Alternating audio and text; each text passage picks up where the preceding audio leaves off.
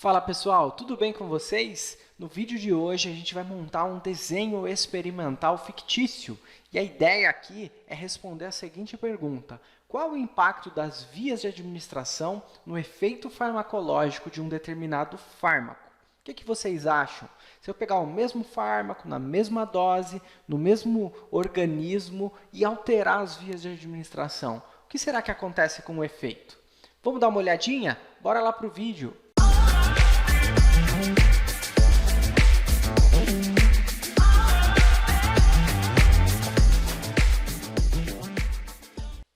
Bom, pessoal, qual fármaco a gente vai usar nesse desenho experimental? Que tal o hidrato de cloral? Esse fármaco é um sedativo que promove efeitos muito fáceis de serem observados dentro de um experimento, né?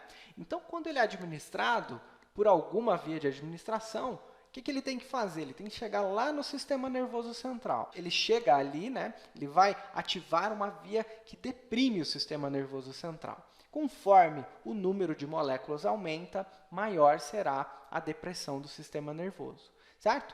E aí eu tenho essa escadinha de efeitos que podem aparecer. O primeiro efeito visível seria a sedação. Então, aquele paciente que está mais ansioso, mais nervoso, vai se tornar mais calmo, certo? Porém, se ele já está calmo, já tem um número de moléculas agindo no SNC, mas continuam chegando novas moléculas, aumentando esse efeito, eu subo um novo degrau dessa escadinha. E agora, além de ficar calmo, ele vai começar a ter sono e vai começar a dormir em um determinado momento. A esse efeito, eu dou o nome de hipnose, certo? Conforme o número de moléculas continua aumentando, o efeito também se aumenta, né? E aí, além de dormir, ele vai parar de ter a sensibilidade dolorosa.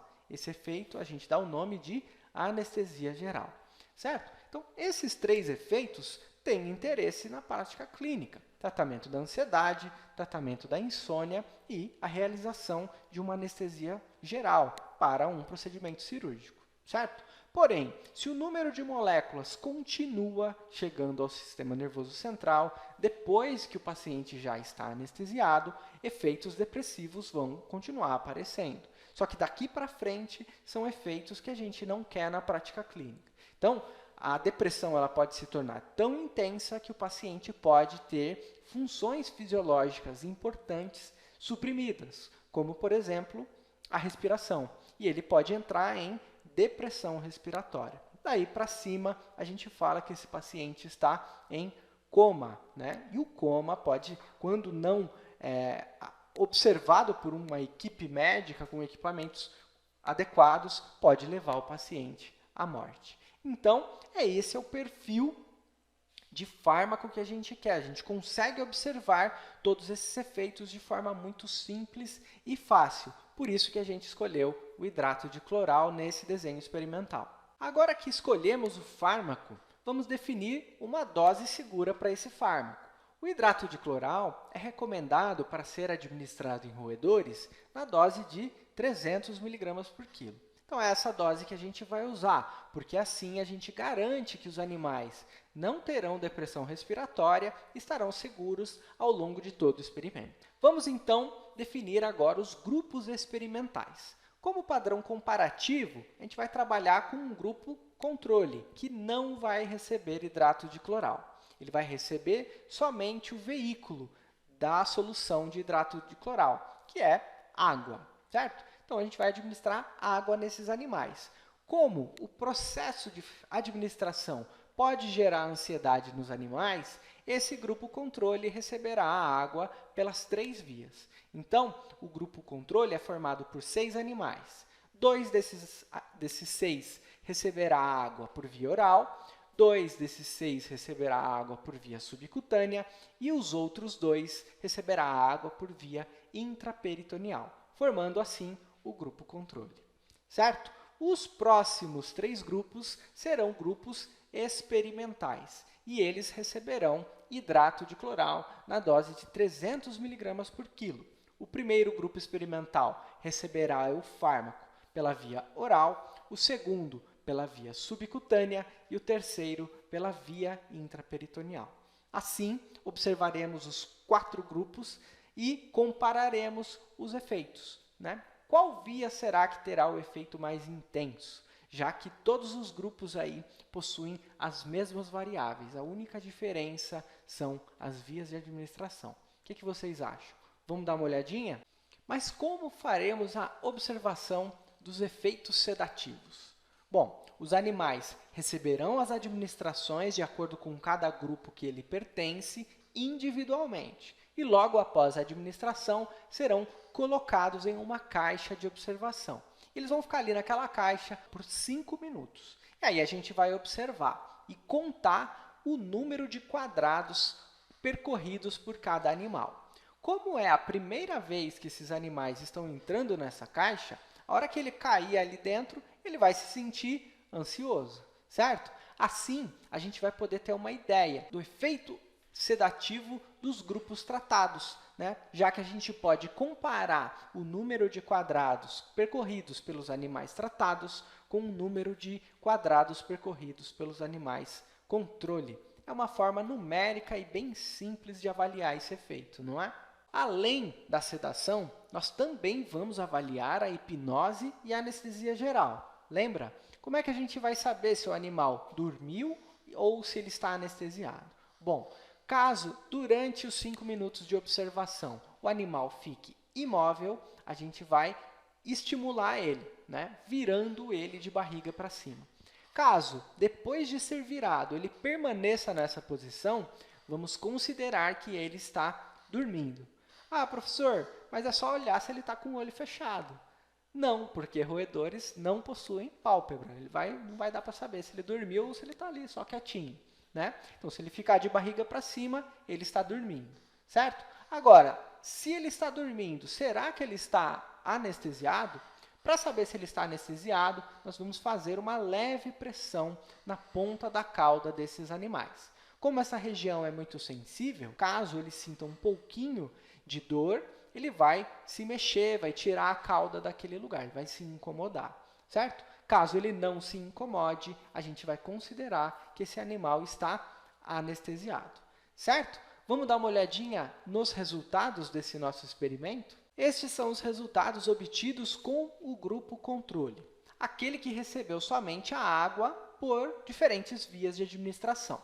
Como vocês podem ver, ao serem colocados na caixa de observação, os animais percorrem cerca de 20 quadrados em 5 minutos. E nesse período não dormiram e, obviamente, não ficaram anestesiados. Assim, podemos concluir que 20 quadrados é o número médio que um animal ansioso percorre neste modelo experimental. Estes são os resultados obtidos com o grupo tratado com hidrato de cloral pela via oral.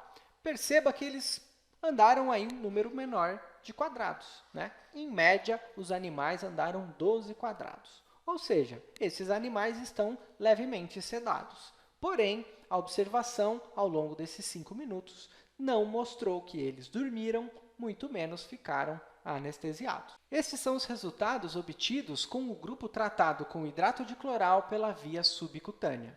Perceba que o número de quadrados percorridos caiu drasticamente, para a média aí de mais ou menos 3 quadrados por animal. Porém, além desse número reduzido, a gente percebeu que todos os animais dormiram mais ou menos depois de 2 minutos de observação. Porém, ao estimular a cauda desses animais, eles ainda tinham sensibilidade dolorosa. Então, eles não estavam anestesiados. Agora, vamos dar uma olhada no grupo de animais tratados com hidrato de cloral pela via intraperitoneal. Perceba que esses animais mal se moveram. A partir do momento que foram colocados na caixa, eles já estavam dormindo. Apenas o animal 2 andou, mas só 1 quadrado. Então, a média de quadrados andados aí foi 0. E todos eles já estavam praticamente dormindo no momento da colocação na caixa. Além disso, ao serem estimulados na cauda, nenhum desses animais mostrou sensibilidade dolorosa. Então, todos eles estavam em anestesia geral. Vamos tabular os resultados obtidos? A figura 1 mostra a média de quadrados percorridos por cada grupo experimental. Veja que os 3 grupos tratados tiveram médias menores do que o grupo controle, certo? A via oral teve aí uma média de mais ou menos 12 quadrados, isso é menor do que o grupo controle, então houve efeito sedativo.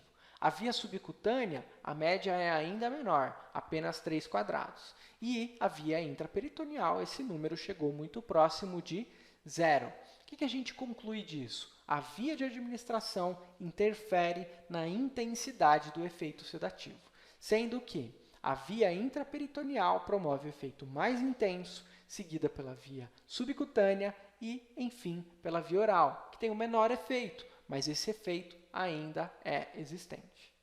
Veja também que há aparecimento de efeitos diferentes de acordo com a via de administração. Os animais tratados por via oral só experimentaram efeitos sedativos, os animais tratados por via subcutânea tiveram efeitos sedativos, seguidos por efeitos hipnóticos, já que eles começaram a dormir.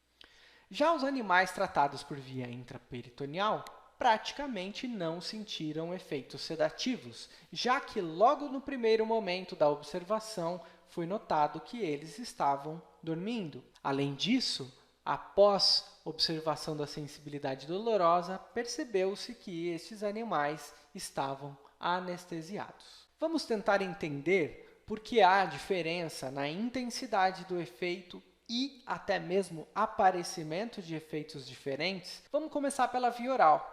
Quando administrado por essa via, o hidrato de cloral percorre todo o trato gastrointestinal e a absorção, que é a passagem desse fármaco para a corrente sanguínea, vai acontecendo ao longo desse trajeto.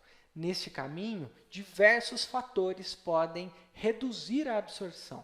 Vamos citar alguns deles. Então, por exemplo, a presença de alimentos no estômago e no intestino podem reduzir a absorção. Outro fator importante, a química do fármaco e o pH do meio em que ele está inserido. Seria o pKa e o pH. São outros fatores importantes. Além disso, a taxa de esvaziamento gástrico é um fator importante. Assim, podemos concluir que esses fatores trabalharam juntos, reduzindo a absorção do hidrato de cloral. Outro fator importante é que as moléculas do fármaco que conseguiram vencer todos esses fatores e foram absorvidas serão distribuídas integralmente para o fígado e o hidrato de cloral sofre metabolismo hepático. A esse fenômeno damos o nome de metabolismo de primeira passagem. E ele é responsável pela destruição do hidrato de cloral e transformação dele em metabólitos que não possuem atividade depressiva.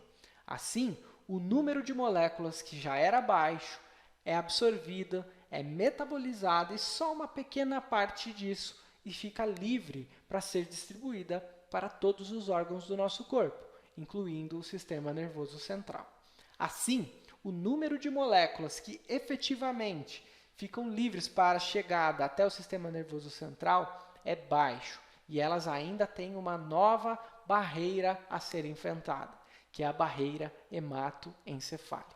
As moléculas que passarem por essa barreira e vão interagir com seus sítios de ação no sistema nervoso e finalmente vão promover o efeito sedativo. Dessa forma, os animais que receberam hidrato de cloral pela via oral tiveram aqueles 300 mg por quilo perdidos ao longo do caminho e só uma pequena parte disso consegue fazer o efeito. E esses animais só sentiram o efeito sedativo leve. Já na via subcutânea, existe um menor número de fatores que afetam a absorção do hidrato de cloral.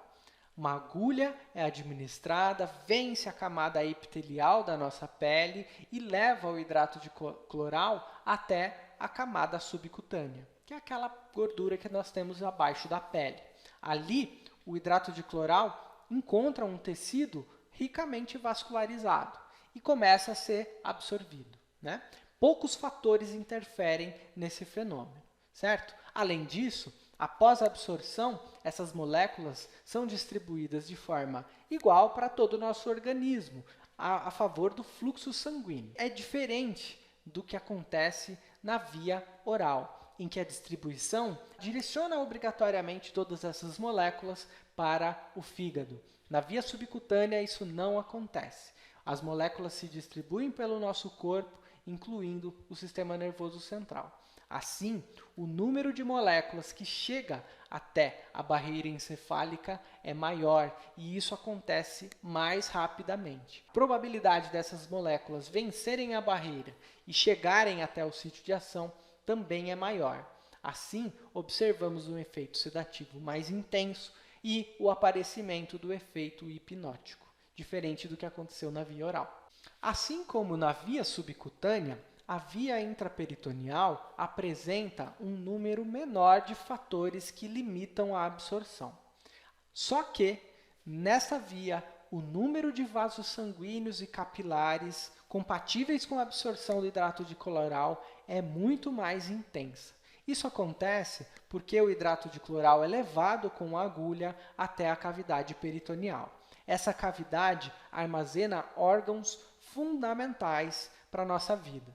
Vou citar alguns: baço, estômago, intestinos, rins, e tantos outros. Assim, a absorção é intensa e ocorre de forma praticamente instantânea. Outro fator importante é que, por esta via, o fenômeno do metabolismo de primeira passagem também deixa de existir.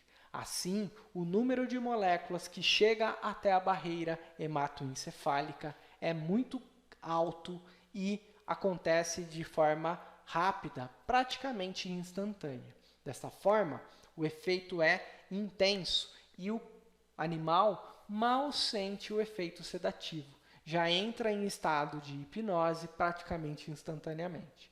Poucos minutos depois, passa a perder a percepção dolorosa e se torna anestesiado. Pessoal, neste quadro temos aí um panorama geral de todos os resultados obtidos até aqui e explicações farmacocinéticas para esses resultados. Se você quiser, pausa o vídeo e dá uma olhadinha nesse resuminho.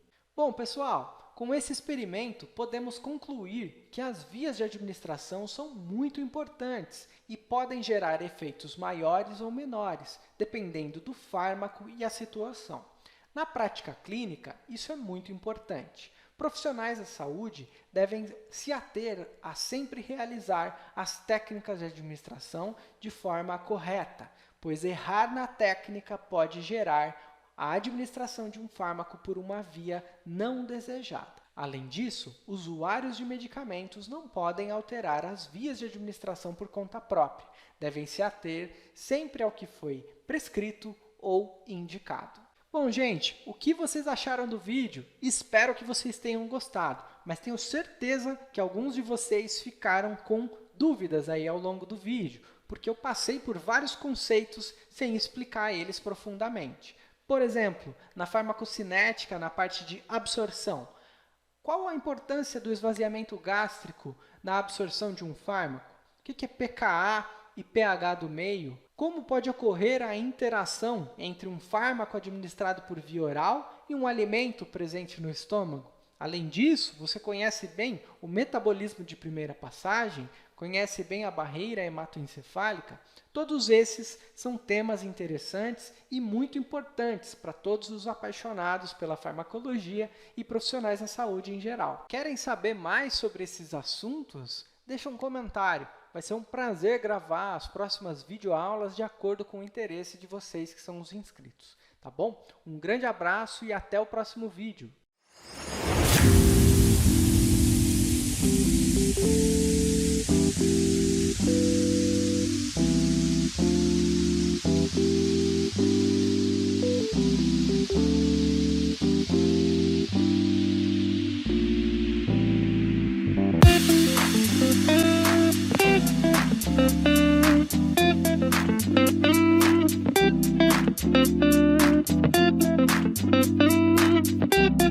Thank you.